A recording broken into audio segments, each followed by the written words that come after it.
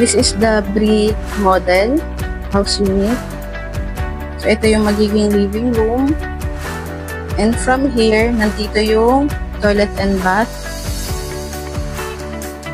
So, ayan. And then, so, nandito malapit sa stair, yung magiging dining area nyo. And then, ito yung kitchen area. Tignan yung kitchen area. Super spacious na. So, let's go upstairs.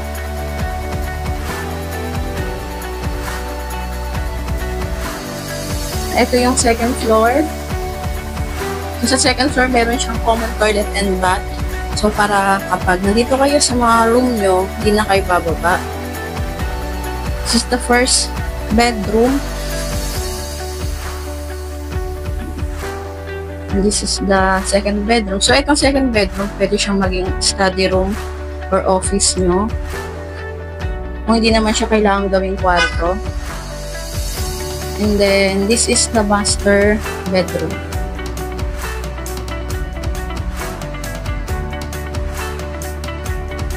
Talk to us now for your home and site viewing here at Metrogate Prime Subdivision.